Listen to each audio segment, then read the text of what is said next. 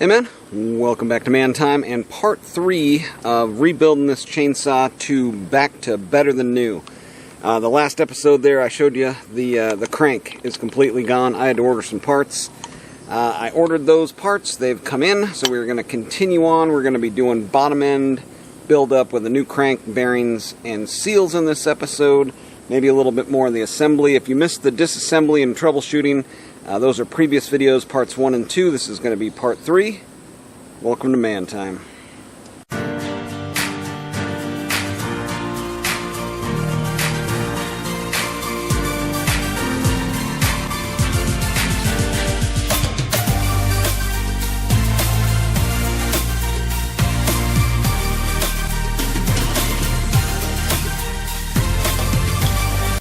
So in part 2 there, I went through basically the full disassembly to how you get down to your crankcase like this. This one is definitely more complicated than Husqvarna's or previous Stihl models. They really went all out with their engineering department on this one. I mean, this piece alone right here, I mean, this is just a couple pounds. It's amazingly light. But I went ahead and got some stuff from Duke's or Saw Salvage. The full bearing and crank kit. So, that helps me in 2 ways. One, I get the crank that I actually need, and I get an extra set of seals, which I'm probably not going to get right on the first time. This one here is going to be a real pain, because it's just a little tiny thing. One thing that I did off camera there is pull the brake band off. There's a screw right through here that holds this lower part of the brake band. You pop it out, pop it off that way, and then it just rotates around this piece here, and out, and off, and down, and out. So, now we've got access to our crank bolts. So maybe 1, 2, 3, 4, 5. Let's try that.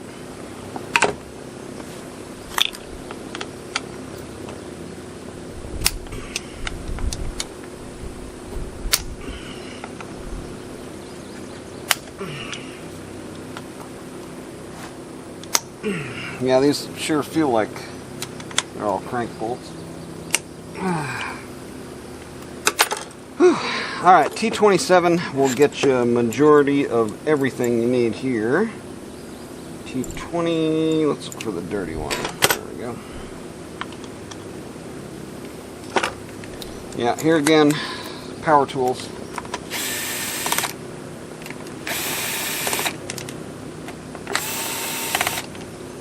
Just got to have them.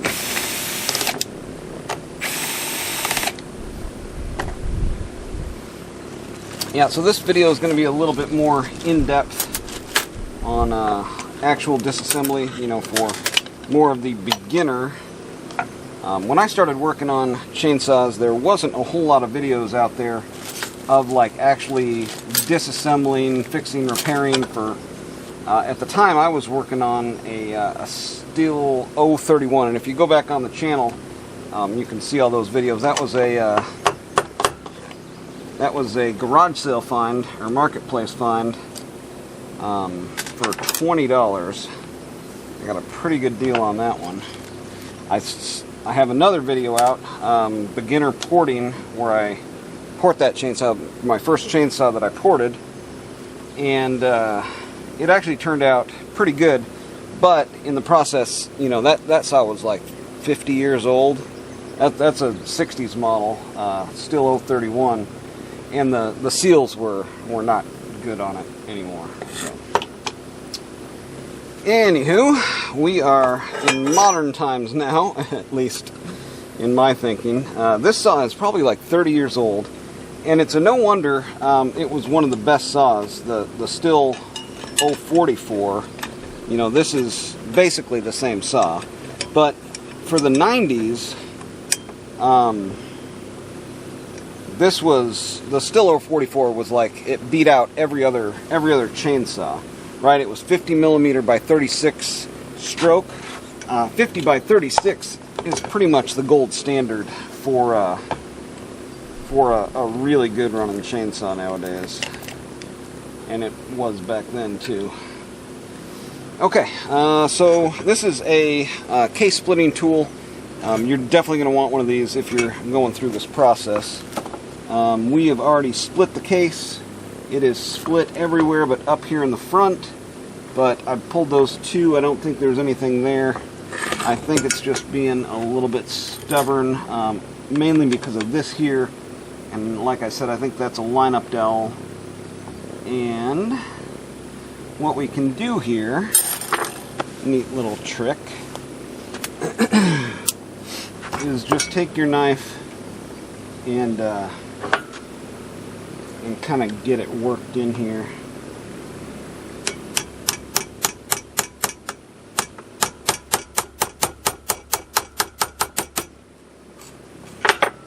See how that opened up like that? You can do that for any sort of sealed two parts things, you know. It's still sticking. Yeah, it's sticking. There's a lineup dowel right here.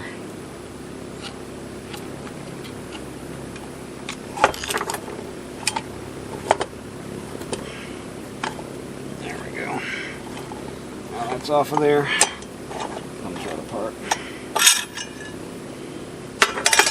Yeah, the bad thing about these Stihls is the proprietary bearings. You can see there, the bearing. You know, it's got this really nice chamfered smooth edge there to mate up nice with the crank, but also it houses the seal, and you can see it on this new one here. You know, it's got that big recessed lip inside of there. The 056 that I had is the same way, but they don't make a replacement for that one. And these are, again, from the Dukes, and they have an C&U indicator on them there. Now I've got my crank sitting in the freezer, and that is because what I'm going to do is heat these up. I've got my heat gun sitting right here. I'm going to heat these bearings up, and then with that crank being cold, should just be able to slip them on there.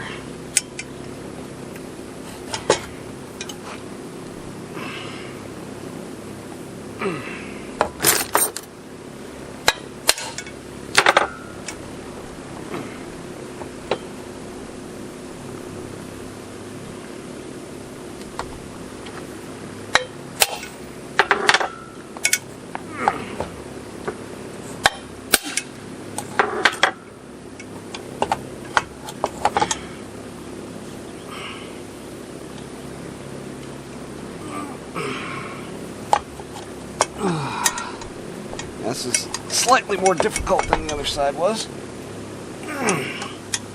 But I started on the other side. There we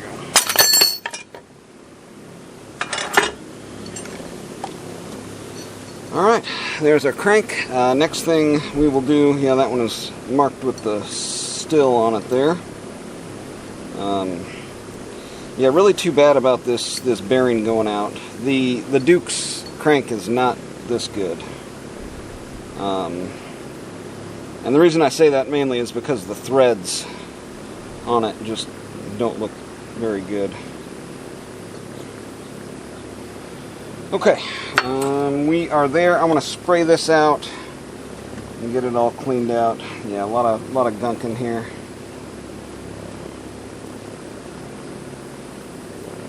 Get this off, and then get all these mating surfaces cleaned up. Been blown out. I'll need some more brake clean and some compressed air. So in all of my videos, there's one point that I always try to make, and that is paying attention to the details. Right? So, for instance, all of these mating surfaces, making sure those are all completely clean. Paying attention to, like, the seal and the bearing and where everything is seated at. So you can see this bearing, it's almost, the rubber is up flush with the white part of the case here. So the actual race of the bearing, or the seal, the metal part, is pushed down just a little bit below that surface. On this one here, you can see the inside of the bearing is flush with the inside of the case. Now that's going to sit flush on the crank, so when you drive that in there, it should just go right there.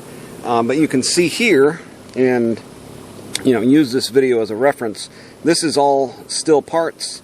I can see Stihl, stamped on the bearings and on everything else. But this one actually, this bearing has NTN on it, so that's an NTN bearing. And it's a good thing we're replacing it out, because it is crunchy. I mean, it is, anyways. I cleaned everything out, blew everything out. Hot soapy water. I use Simple Green Crystal, which is the degreaser flavor of it. Sprayed it down, let it soak, and then hot water, rinsed it all off. You can see there, it's not perfect, but it's pretty nice and clean. Next thing I'm going to do, I'm going to drive these bearings out, and I typically will just drive them out the direction that they're about to go in. So from the outside in, and get a nice flat surface, where you're not going to damage anything driving it. And so I'll get a flat surface I can get those on. And you can see on this bearing, it's a little bit out from the crank, or from the case. So it's got a little bit of a lip on it there, 1/16 of an inch, or maybe even an 1/8 right there. Okay, I'm going to get these out. If you're curious how I'm going to do that, heat gun. So I'm going to heat the case, heat, and then, this one's gotta go out that way. So I think the first thing I'm going to do is get this seal out of here.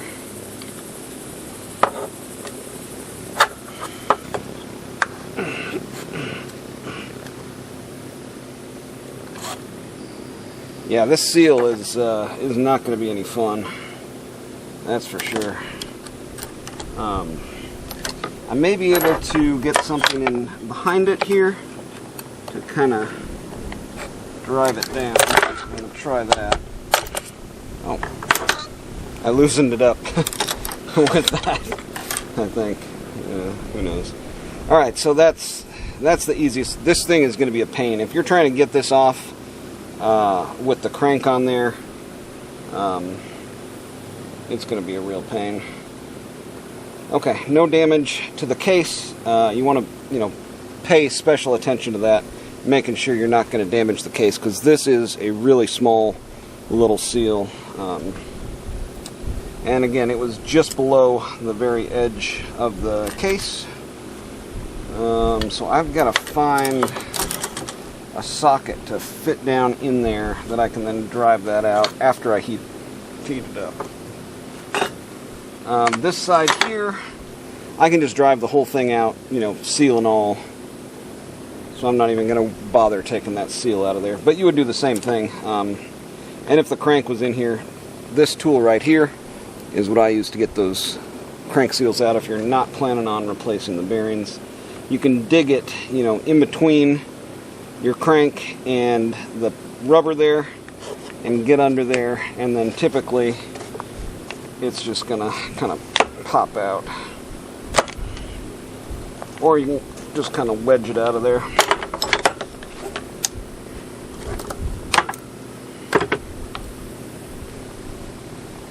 Just like that.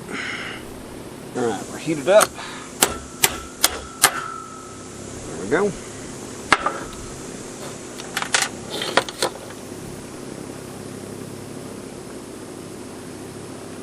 Got it.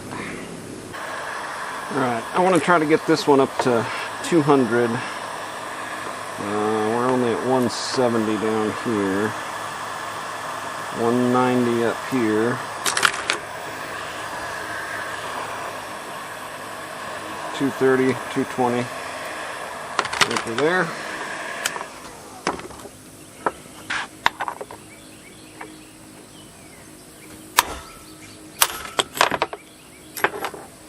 There we go. A couple hard whacks, and it's out. Okay, so now we'll clean both the bearing surfaces for the bearings, oddly enough. Right in here, and then in that one. Now, one thing that's infinitely important is what's called error proofing, mistake proofing, or idiot proofing your process, right? So I've got, this is the old one, and just looking at it here and making sure, like, so this bearing is the one that goes right there where the chain actually rides, you know, on the sprocket. That's this side of the crank, right? So I've got this set up, so when I pull the crank out of the freezer, I'm going to set it down like that, and I'm going to have this heated up with the heat gun, and in, you know, using my right hand, set it down on there like that, and it should just slip on there at that point. But I'm going through all of that process right now, right? So using things like this pair of vice grips. Now this is just barely holding this in here because I don't want to mar the outside of this, which, you know, this Harbor Freight probably wouldn't, as hard as I would wrench down on it. But I'm just getting everything set up and practicing how I'm going to do it, so when it comes to the time to do it, I already have kind of that feel for how it's going to go down and planned, right? So, what's going to happen is I'm going to heat this up, and it's really important for this bearing in particular because it has a nylon cage, right? If you look inside of there, Stihl used a nylon cage. That's not metal, right? And so, using a heat gun is very important, and controlling the heat. You can see here on the old one, yeah, it's not good. It is not good. The cage did hold up though, and this looks like a metal cage. Maybe this one is metal too and just coated. Although I can see right through it. This looks like a nylon cage. It looks like I'm going from a metal cage to a nylon cage, which wouldn't be good. It's just hard to tell. They look like they're the exact same bearing. Yeah, really hard to tell.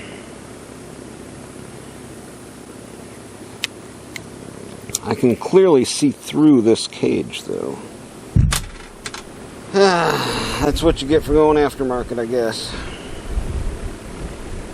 But it is nice and smooth, so there's that.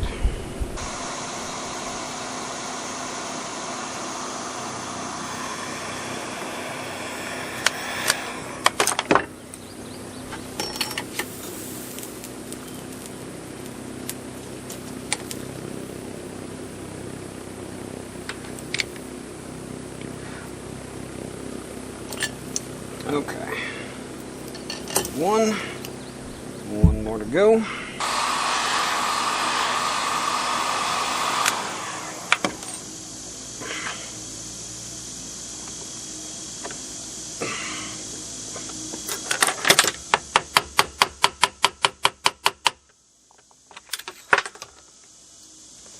Didn't even get close.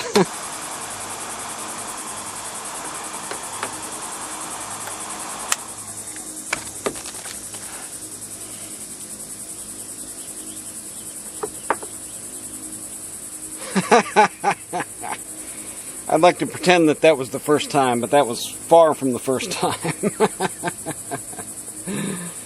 So, again, attention to the details. What I ended up finding there was a little lip inside the case.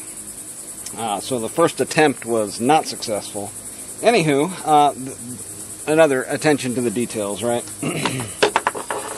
I wanted to heat up this side first because the oil pickup tube, which is somewhere around here, I didn't want to get this heated up like the case is heated up right now, so that way I can get it back in there, you know, before I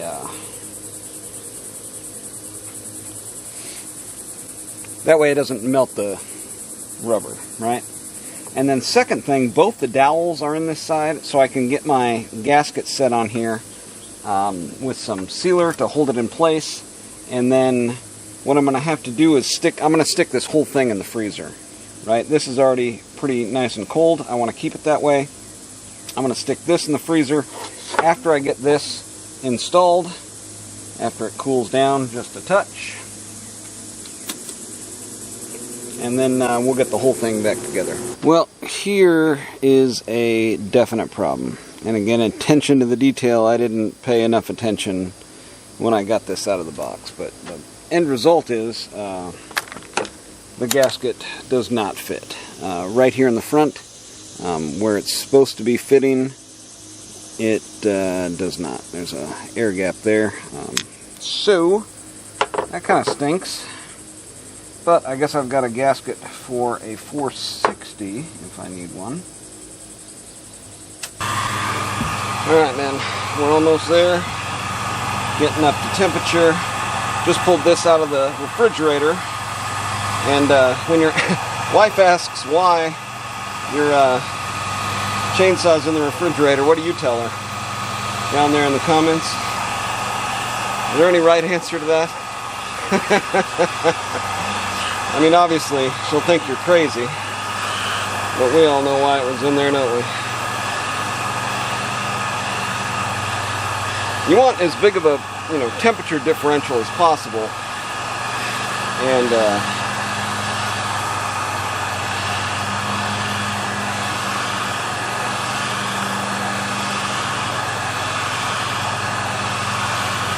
so I'm going for above 250 here.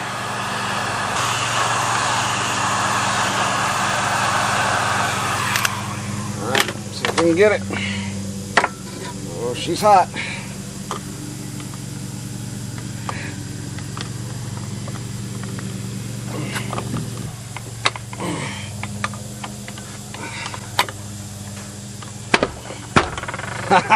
Got it. Yes. Alright, I should be able to snug it the rest of the way. It's darn close. Quick, get some screws in here.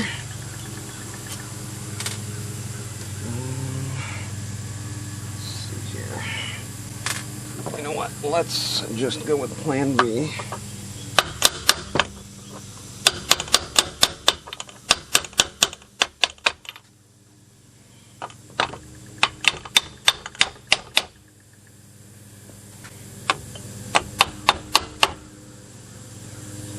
Alright, that's close enough to snug it up.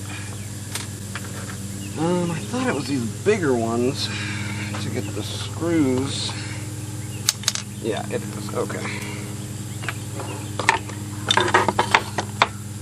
Trying to work quickly here. Slow is smooth and smooth is fast.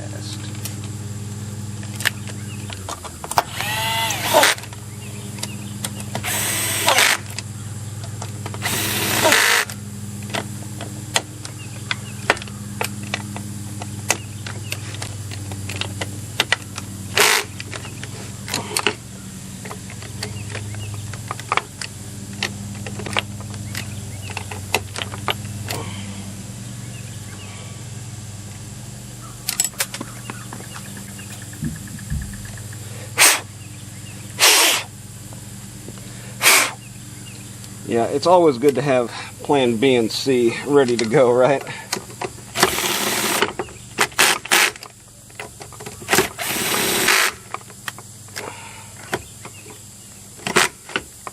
Okay. Yeah. Now we'll just go and retorque all of them here.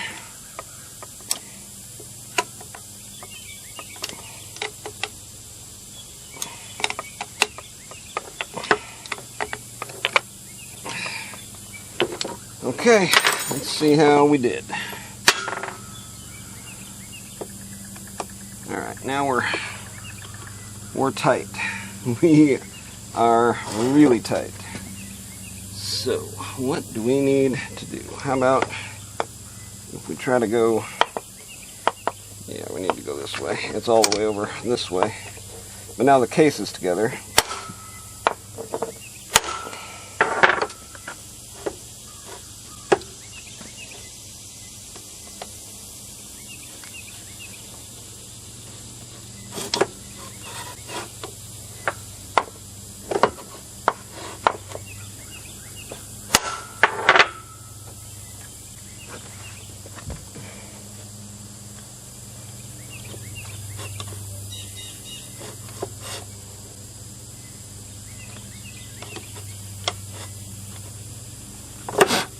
Close, not quite.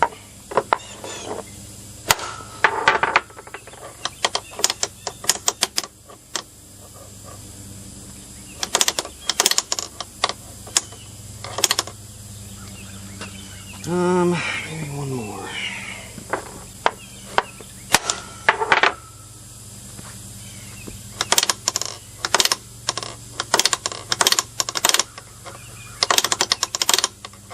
Pretty good.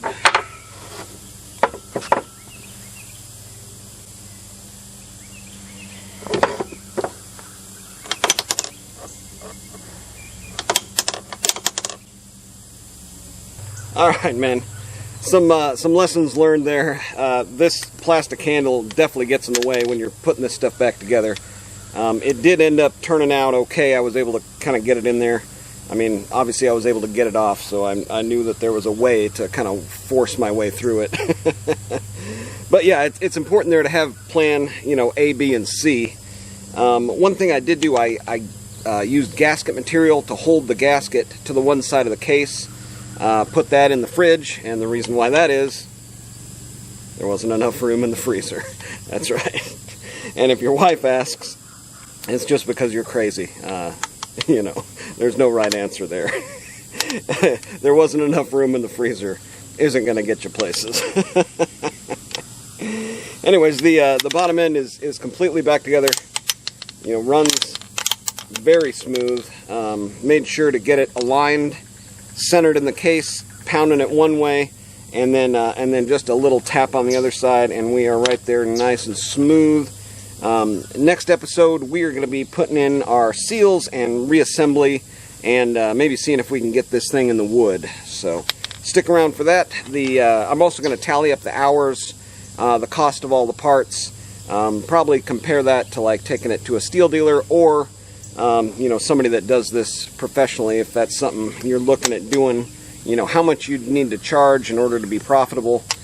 This has, again, been down for several weeks because you order a certain amount of parts that you think are bad, and then you get in there and there's more parts that are bad, and then you get in maybe a little bit further, or during the reassembly process you might find more parts that are bad, or, you know, things that you need to replace. So this is, again, what I want to be a better than new build, so hopefully we can get it to that state.